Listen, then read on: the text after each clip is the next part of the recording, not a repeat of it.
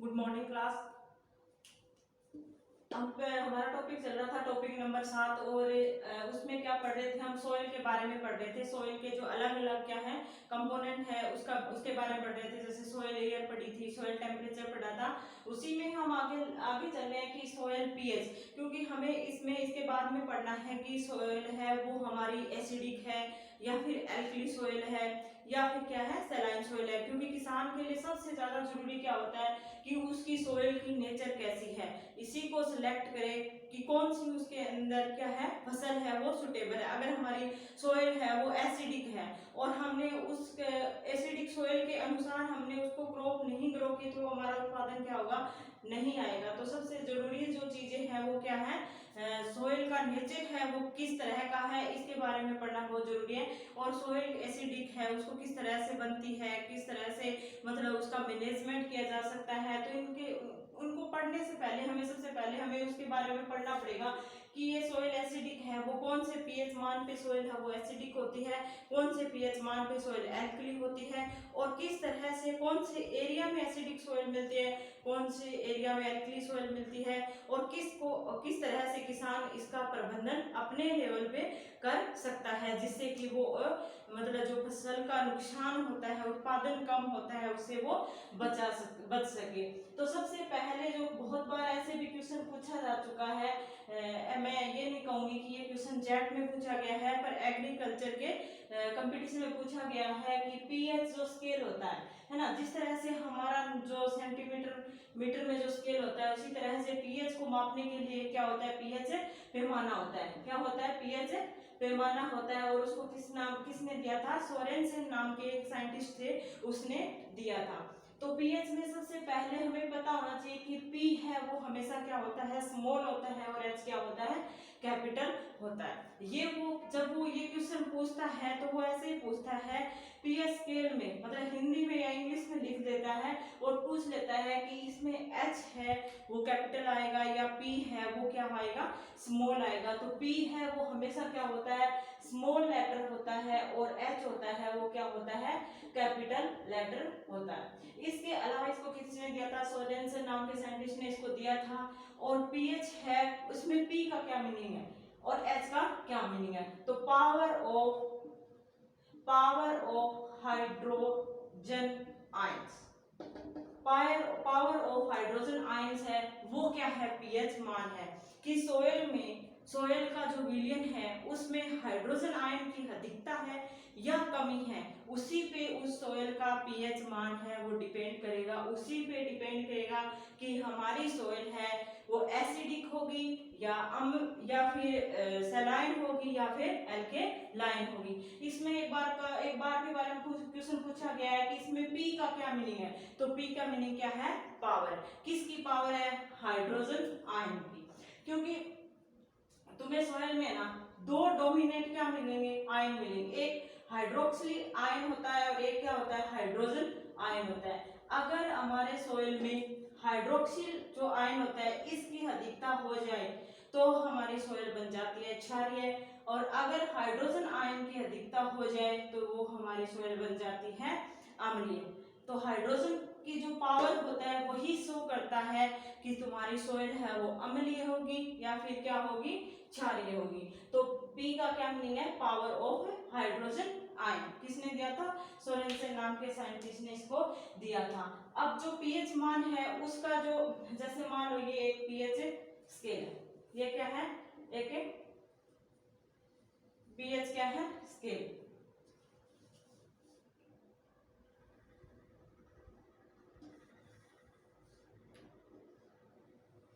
PH scale है, उसके ऊपर कितनी नंबरिंग है वो कहां से लेके कहां तक होती है, 0 से लेके कहां तक होती है, 14 तक होती है।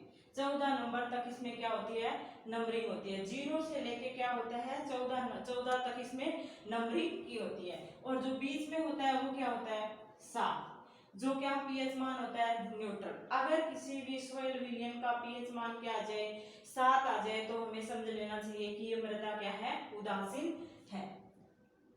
हम कह सकते हैं कि अगर 7 है तो 7 में जो कोई भी विलयन होता है वो कैसा होता है, उदासीन होता है। अगर उसका पीएच मान क्या है, 7 से कम हो जाएगा तब वो क्या हो जाएगा, अम्लीय। और अगर 7 से अधिक हो जाएगा तब वो क्या हो जाएगा, क्षारीय। यदि 7 से पीएच मान क्या हो जाए, ज्यादा हो जाए, तब वो क्या हो जाएगा, क्षारीय। और अगर 7 से कम हो जाए तो वो मान है वो कैसा हो जाता है, अम्लीय नेचर हो जाता है। अगर 7 से कम है, 6.5 6 है, मतलब यहां से लेके जैसे मान लो कि 5.5 तक आ गया, कहां तक, 5.5। अगर किसी भी विलयन या किसी भी सॉल्यूशन या किसी भी मृदा का पीएच मान क्या हो, 5.5 हो, तो हमें उस मृदा को हम क्या कहेंगे, बहुत ज्यादा वो क्या है, स्ट्रॉन्ग एसिडिक सॉइल है। वो कैसी सॉइल है, स्ट्रॉन्ग एसिडिक सॉइल है। इसी तरह से अगर किसी भी मृदा का पीएच मान 8.5 से ज्यादा हो जाए तो हम उसे क्या कहेंगे, स्ट्रॉन्ग एल्केलाइन सॉइल, मतलब अधिक क्षारीय भूमि। और इधर कहेंगे अधिक अम्लीय भूमि। यहाँ पे क्या लग सकता है, जैसे जो टी है, जो चाय की खेती की जाती है, जो चाय के लिए जो पीएच मान होता है वो 5.5 से है, वो सुटेबल पीएच मान होता है। इधर है वो क्षारीय मृदाओं में, जैसे डेट पाम है, ये आंवला वगैरह है, ये अच्छे से ग्रो हो सकते हैं क्षारीय भूमि में। और अम्लीय भूमि की बात करें तो कॉफी अच्छे से ग्रो की जा सकती है, टी है वो अम्लीय मृदाओं में अच्छे से ग्रो की जा सकती है।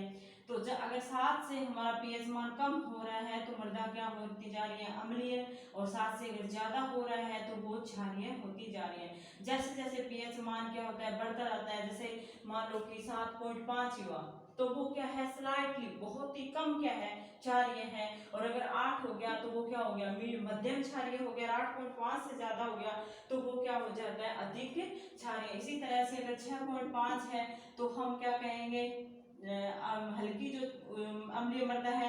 और 6.5 से अगर 6 हो गया तो हम बोलेंगे मध्यम है। और अगर 5.5 हो गया तो हम उसको बोलेंगे कि ये अधिक अम्लीय भूमि है। तो ये किसके काम आता है, ये पीएच मान ये बताने के काम आता है कि हमारी जो भूमि है, हमारी जो मृदा है वो किस नेचर की है, ताकि हम उसका जो मैनेजमेंट है वो उसके अनुसार ही कर सके।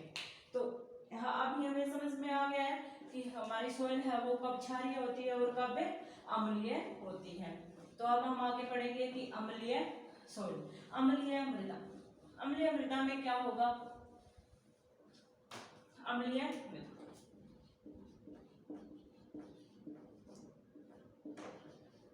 मृदा में हमें ये तो पता चल गया कि ऐसी भूमि जिसका पीएच मान क्या हो, 7 से क्या हो, 7 से कम। जिसका पीएच मान है वो किससे कम हो, 7 से कम हो, वो मृदा कैसी होगी, अम्लीय मृदा होगी।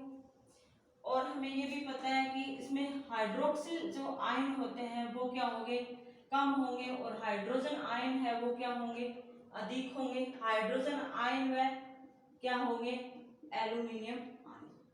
और कौन से आयन, एल्यूमिनियम आयन है उसकी क्या होगी, अधिकता होगी।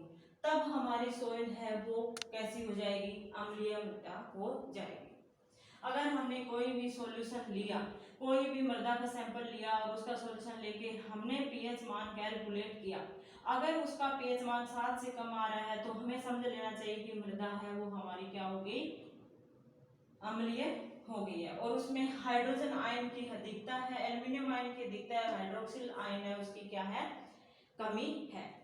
अब हमें दूसरा क्वेश्चन पूछा जा सकता है कि ये अम्लीय मृदा है वो किस एरिया में बनती है।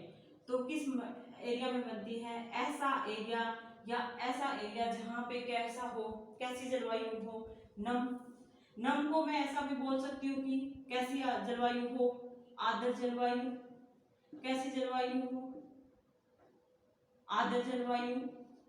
और हम ऐसा भी बोल सकते हैं ना कि नम जलवायु है या आर्द्र जलवायु है, वहां पे कैसा होगा, अधिक वर्षा वाला क्षेत्र।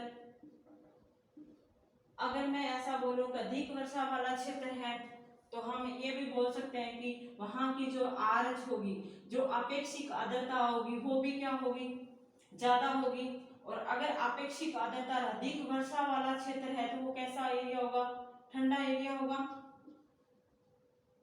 ठंडा बोलो या फिर तापमान वहां का क्या होगा, कम होगा। और एक मैंने तुम्हें पढ़ा दिया था कि जहां पे तापमान क्या होता है, कम होता है, वहां पे कार्बनिक पदार्थ की मात्रा क्या होती है, कार्बनिक पदार्थ की मात्रा क्या होती है, कार्बनिक पदार्थ की मात्रा अधिक होती है। अगर मान लो कि इनमें से अम्लीय मृदा है वो कौन सी जलवायु में होता है, तो हम ऐसा कह सकते हैं ना कि नम या आर्द्र जलवायु में हो सकता है, ऑप्शन में कुछ भी आ सकता है। या क्षेत्र पूछ लिया जाए तो अधिक वर्षा वाले क्षेत्र में हो, अधिक वर्षा वाले क्षेत्र में है वो अम्लीय मृदा हो सकती है। या फिर हम ऐसा भी कह सकते हैं कि जहां पे रिलेटिव ह्यूमिडिटी जो आपेक्षिक आर्द्रता है वो भी क्या कर सकती है,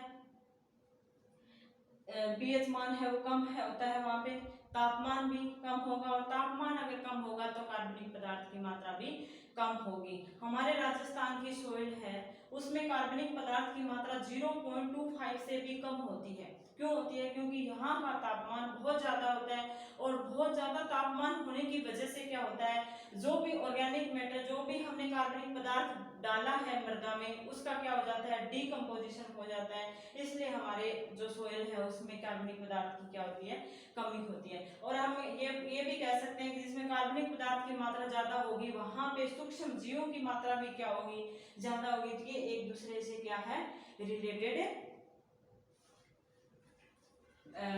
टर्म होती है। ये कोई भी शब्द है वो क्या आ सकता है, पेपर में आ सकता है। तो हमें अगर नम जलवायु पता चल गया कि नम या आर्द्र जलवायु में अम्लीय मृदा बनती है, तो फिर हम कह सकते हैं कि जहाँ पे रिलेटिव ह्यूमिडिटी ज्यादा होगी, जहाँ पे वर्षा अधिक होगी, जहाँ कार्बनिक पदार्थ, जहाँ तापमान है कम, ये सब चीजें हम लिख सकते हैं। फिर है अम्लीय मृदा बनने के कारण। अब अम्लीय मृदा बनने के कारण में हमने एक कारण पढ़ा था, क्या, अगर क्या हो, वर्षा की मात्रा क्या हो, वर्षा की मात्रा अधिक हो, क्या हो, वर्षा की मात्रा क्या हो, अधिक हो।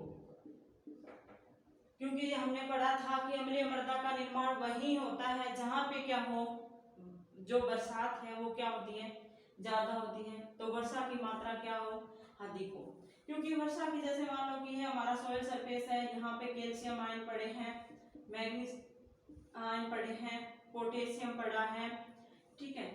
तो ये जो जैसे ही बरसात आती है, अधिक बारिश आएगी, तो ये क्या होते हैं, अधिक घुलनशील होते हैं। ये क्या होते हैं, अधिक घुलनशील। ये कैसे तत्व होते हैं, अधिक घुलनशील। और जो इसके अगेंस्ट में फेरस और एल्युमिनियम होते हैं वो क्या होते हैं, कम घुलनशील तत्व होते हैं। जो अधिक घुलनशील तत्व होते हैं वो क्या हो जाते हैं, पानी के साथ घुल के क्या हो जाते हैं, नीचे लीच आउट होके इकट्ठे हो जाते हैं। और एल्युमिनियम और फास्फोरस की क्या हो जाती है, ऊपर की सरफेस में क्या हो जाती है, अधिकता हो जाती है। और ये हमें अच्छे से पता है कि जब एल्युमिनियम आयन की अधिकता हो जाती है या सांद्रता बढ़ जाती है, तो हमारी मृदा है वो कैसी हो जाती है, अम्लीय मृदा का निर्माण होता है। अगर हम दूसरा जो कारण है उसकी बात करें, तो दूसरा कारण हम कह सकते हैं कि क्या कह सकते हैं, दूसरा कारण है वो क्या है, कार्बनिक पदार्थ की मात्रा, कार्बनिक पदार्थ की मात्रा। अगर कार्बनिक पदार्थ की मात्रा अधिक होगी मृदा में, तो वो किसका निर्माण करेगी, कार्बनिक अम्ल का निर्माण करेगी। और जो अम्ल होते हैं वो नेचर में क्या होते हैं, पीएच मान 7 से क्या होता है, कम होता है, तो किसका निर्माण करेगी, अम्लीय मृदा का निर्माण करेगी।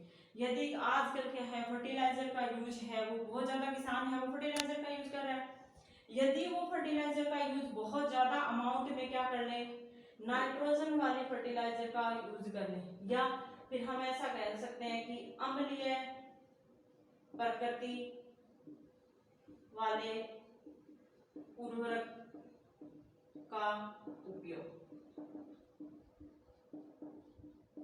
अधिक अम्लीय प्रकृति वाले उर्वरक का प्रयोग अगर खेत में किसान लंबे टाइम तक करता आ रहा है, तो उसकी सोइल है वो कैसी बन जाएगी, अम्लीय नेचर की बन जाएगी।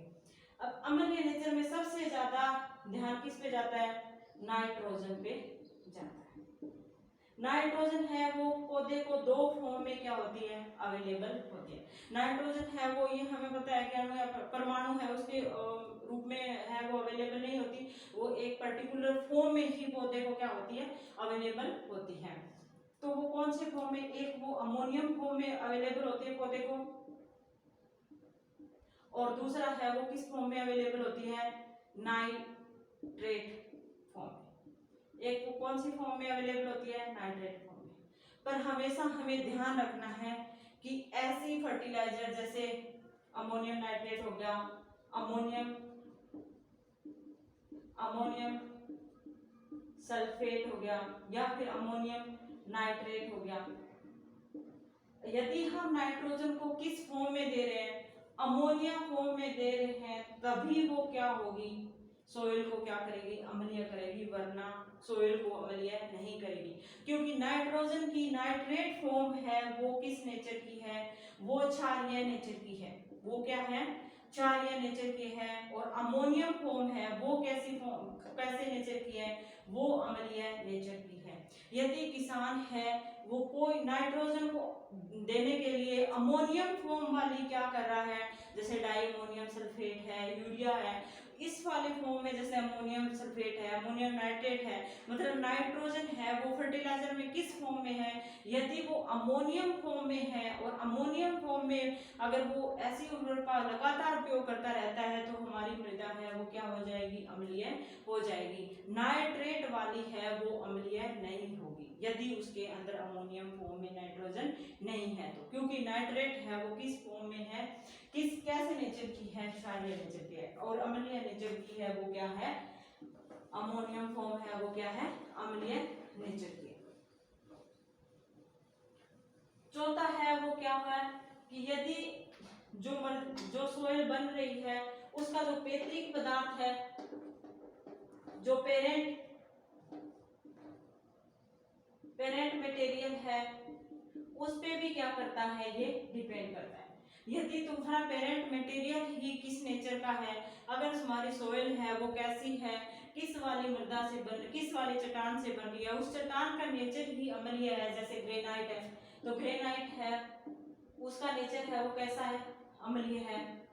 क्वार्ट्ज है, इसका नेचर भी क्या होता है? क्योंकि इसमें क्या होती है? सिलिका प्रेजेंट होती है, और सिलिका है वो पानी के साथ मिलकर क्या बनाती है? सिलिसिक क्या बनाती है? अम्ल बनाती है, और उसका नेचर क्या होता है? अम्लीय होता है। इसलिए वो सोइल है, अगर इस प्रकार की चट्टानों से बनने वाली सोइल है वो कैसी बनेगी? अम्लीय मृदा बनेगी। क्या बनेगी? अम्लीय मृदा बनेगी। अब जो अम्लीय मृदा है वो बन गई है, उसको हम किस तरह से क्या कर सकते हैं? प्रबंधन कर सकते हैं। एसिडिक सोइल का मैनेजमेंट ऑफ एसिडिक सोइल, या फिर अम्लीय मृदा का प्रबंधन। अम्लीय मृदा का क्या है? प्रबंधन। कि अम्लीय मृदा का है प्रबंधन हम किस तरह से कर सकते हैं? एक हमने पढ़ा था कि जहाँ पे कैसी जलवायु हो, नम जलवायु हो, या फिर कैसी जलवायु हो, आर्द्र जलवायु हो, या फिर मतलब अधिक वर्षा वाले क्षेत्र में कैसी सोइल का निर्माण होता है? अम्लीय मृदा का निर्माण होता है। क्यों होता है? क्योंकि पानी के साथ में calcium, magnesium, potassium, sodium ion है वो क्या हो जाते हैं? क्योंकि वो बहुत ज्यादा घुलनशील होते हैं, और घुल के क्या चले जाते हैं? पानी के साथ नीचे चले जाते हैं। फेस और एल्यूमिनियम जो आयन थे वो सोइल के ऊपर वाले सरफेस पे रह जाते हैं, जिससे मृदा का क्या हो जाता है? अम्लीय नेचर की हो जाती है। तो क्यों न हम लोग क्या कर सकते हैं? क्या करें? जल का क्या करें? जल का उचित निकास, या जल का निकास, या फिर ड्रेनेज करें। जल क्या करें? निकास करें, या जल निकास का क्या करें? समुचित प्रबंधन करें। अगर हम लोगों ने जो एक्स्ट्रा जल है, जो पानी है, एक्स्ट्रा पानी है, उसको हमने खेत में लीज आउट होने से पहले अगर हमने खेत से उसको निकाल दिया, तो जो कैल्शियम, सोडियम और मैग्नीशियम और पोटेशियम आयन जो हमारे नीचे जाने थे वो क्या नीचे जा पाएंगे? बिल्कुल नहीं जा पाएंगे, और हमारी सोइल है वो अम्लीय बनने से क्या हो जाएगी? रुक जाएगी। दूसरा कारण क्या है? दूसरा हम क्या कर सकते थे? जो अम्लीय नेचर के जो फर्टिलाइजर है उनका उपयोग न करके किस नेचर की, क्षारीय नेचर का, क्षारीय प्रकृति के उर्वरक का उपयोग।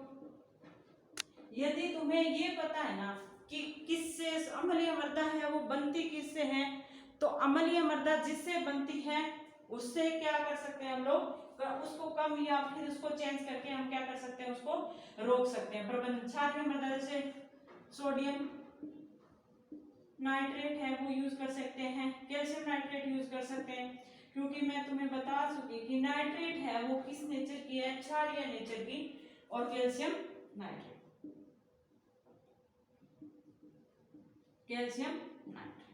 क्योंकि नाइट्रेट है वो कैसी नेचर की नहीं होती, अम्लीय नेचर की नहीं होती।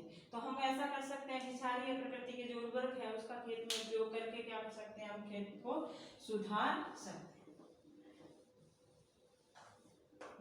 सबसे ज्यादा जो इम्पोर्टेंट होता है अम्लीय मृदा को सुधारने के लिए किसका उपयोग करते हैं, चूना। किसका उपयोग करते हैं, चूना, या फिर मैं क्या बोलूं, लाइम। जैसे इसका सूत्र क्या होता है, बिना बुझे हुए चूने का फॉर्मूला क्या है, कैल्शियम ऑक्साइड, और बुझे हुए चूने का नाम क्या है, कैल्शियम हाइड्रोक्साइड। अगर बिना बुझे हुए चूने का नाम सूत्र पूछ लिया जाए, फॉर्मूला पूछ लिया जाए कैल्शियम ऑक्साइड, और बुझे हुए चूने का पूछ लिया जाए तो कैल्शियम ऑक्साइड, क्योंकि कैल्शियम ऑक्साइड है वो किसको, हाइड्रोजन आयन को दर्शा रहा है। हाइड्रोजन आयन क्या है, ये बन जाना है इसका, अगर हम लोग आगे एब्रिविएशन करेंगे तो अच्छे से, क्योंकि ये बुझ गया, क्योंकि इसमें पानी क्या हो गया, ऐड हो गया, तो इसके लिए उसको क्या बोल देते हैं, बुझा हुआ चूना। और इसको क्या बोल देते हैं, क्योंकि इसमें पानी नहीं है तो ये कैसा चूना है, बिना बुझा हुआ चूना है। तो एसिडिक सॉइल है उसमें क्या मिला सकते हैं, चूना मिला सकते हैं, या फिर तुम बोलो लाइम, या फॉर्मूला दिया हुआ है तो ये हो जाता है कैल्शियम कार्बोनेट भी, इसको चूने को क्या बोल देते हैं, कैल्शियम CaCO3 भी बोल देते हैं। इस तरह से क्या हो सकता है, अम्लीय मृदा का सुधार किया जा सकता है। ये जो चूना वाला है वो बहुत बार, ये क्वेश्चन ऐसा क्वेश्चन है जो बहुत ही बार पूछा गया है। जिस तरह से हरित क्रांति पूछ लिया जाए ना, उसी तरह से जब मृदा में सबसे इजी क्वेश्चन आता है तो यही क्वेश्चन आता है। अम्लीय मृदा का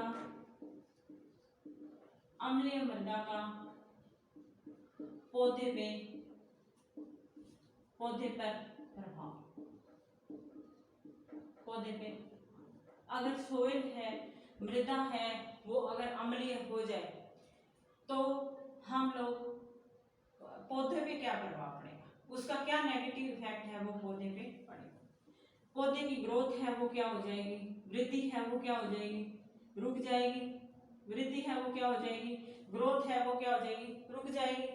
अगर मैं इसी को थोड़ा सा क्या करें, इम्प्रूव भाषा में बोल दूं, अगर इसको सुधार करके थोड़ी भाषा में लिख दिया जाए तो हम ऐसा कह सकते हैं ना कि कोशिका विभाजन है वो क्या हो गया, रुक गया। क्योंकि ग्रोथ रुक गई, इसका मतलब सबसे पहले क्या हुआ होगा, कोशिकाओं ने विभाजन करना क्या कर दिया होगा, बंद कर दिया होगा, इसीलिए तो क्या हो गया,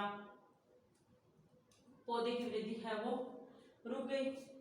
जो कोशिका झिल्ली है उस पे क्या हो जाता है, हाइड्रोजन, अम्लीय मृदा में किसकी अधिकता होती है, हाइड्रोजन आयन की, तो कोशिका झिल्ली है उस पे हाइड्रोजन आयन की सांद्रता क्या हो जाती है, बढ़ जाती है। और कैल्शियम और फास्फोरस की क्या हो जाती है, कमी। कैल्शियम, फास्फोरस, पोटेशियम और क्या है, सोडियम आयन की क्या हो जाती है, कमी हो जाती है। और अधिक अगर अम्लीय मृदा हो जाए तो मैग्नीज है, फेरस है, एल्युमिनियम है, उसकी अनुपलब्धता हो जाती है, अनुपलब्धता हो जाती है, मतलब अनअवेलेबल फॉर्म में ये क्या हो जाते हैं, कन्वर्ट, अप्राप्य या अनअवेलेबल फॉर्म में ये क्या हो जाते हैं, कन्वर्ट हो जाते हैं। इसमें से क्या पूछ लिया जाता है, इसमें से ये चीजें पूछ लिया जाता है कि अधिक अम्लीय मृदा हो जाने से कौन से तत्व, इनमें से कौन सा तत्व है वो पौधे को नहीं मिलता, तो वो क्या है, मैग्नीज भी है, फेरस भी है और एल्युमिनियम है, वो भी क्या है, नहीं मिलता। कौन से तत्व है उसकी कमी हो जाती है, कैल्शियम की, फास्फोरस, पोटेशियम और सोडियम आयन की क्या हो जाती है, कमी हो जाती है। तो ये है क्या है, अम्लीय मृदा को किस तरह से सुधार किया जा सकता है, क्या इसका पौधे पे प्रभाव पड़ता है और कितना पीएच मान होने पे मृदा है वो अम्लीय हो सकती है। आगे के टॉपिक में हम पढ़ेंगे कि क्षारीय मृदा क्या होती है और लवणीय मृदा क्या होती है, उसको किस तरह से सुधार किया जा सकता है।